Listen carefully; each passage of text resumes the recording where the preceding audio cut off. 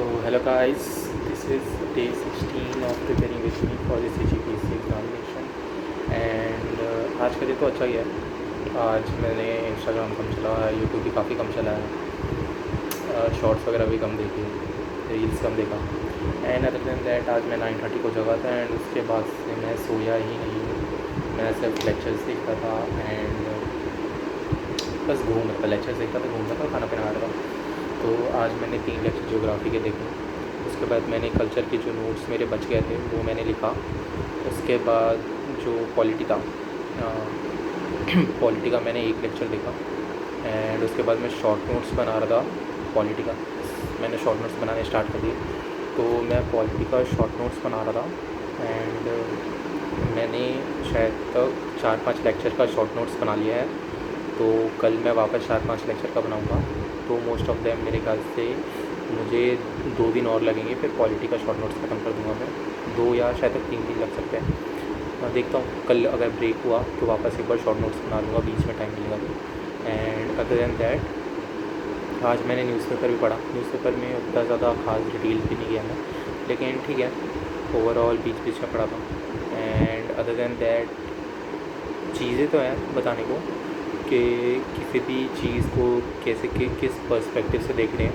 अगर जैसे हमारे पास कोई भी क्वेश्चन आ गया या हम कोई सा भी न्यूज़पेपर पढ़ रहे हैं, तो न्यूज़पेपर को पढ़ना कैसे, तो पढ़ना इस तरीके से कि एज अ ब्यूरोक्रेट हम उस चीज़ में कैसे हेल्प कर सकते हैं, हमारा रिस्पॉन्सिबिलिटी क्या बनेगा अगर वो न्यूज़ हमारे साथ हुआ तो या हमारे जुडिक्शन में आया तो।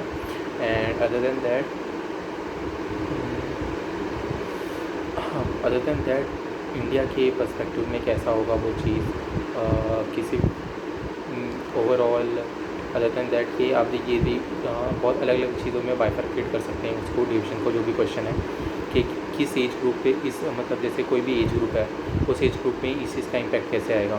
मतलब जैसे अब GST रिफॉर्म आया था, तो जो यंग्स पीपल है उन पे कैसे इम्पैक्ट करेगा, जो ओल्ड पीपल है उनको कैसे इम्पैक्ट करेगा। अदर देन दैट जो भी लोग हैं, जैसे कोई जॉब वाले हैं, कुछ अनएम्प्लॉयड है, जो कम कमाते हैं उन पे कैसे इम्पैक्ट पड़ेगा, जो मिडिल सेक्शन में है उन पे कैसे इम्पैक्ट करेगा, जो हाई सेक्शन में है, हाई मतलब जो थोड़े ज़्यादा रिच है, अपर क्लास बोलते हैं ना शायद, अपर क्लास इंडियन, तो उन पे कैसे इम्पैक्ट करेगा, मिडिल क्लास पे कैसे इम्पैक्ट करेगा। एंड जो मिडिल पे हैं अपर और मिडिल के बीच में, उन पे कैसे इम्पैक्ट करेगा। जो अभी ग्रो कर रहे हैं, जो कंट्री जैसे डेवलप कर रहे हैं उनके साथ रिच हो रहा है वो कैसे होगा। उसके अलावा ये वेलफेयर ऑफ स्टेट में कैसे हेल्प करेगा। अदर देन दैट जो कैपिटल है, पैसे का लेन देन या जो भी रहेगा, मतलब किसके पास कितना पैसा आएगा, स्टेट के पास कितना पैसा आएगा, सेंट्रल के पास कितना पैसा आएगा। अदर देन दैट कोई जैसे क्लासेस के बीच में सेक्शन कहते तो उन पर कितना कितना पैसा आएगा, किसको बेनिफिट मिल रहा है, किसको कौन इस चीज़ को क्रिटिसाइज़ करेगा। तो ये सारी चीज़ों पे हमें सोचना चाहिए। या I think that's all about today. And बहुत सारी चीज़ें मुझे भी सीखनी है, मैं कोशिश करूँगा सीखते रहूँ एंड आपको भी बताते रहूँगा सामने। सो बाय बाय।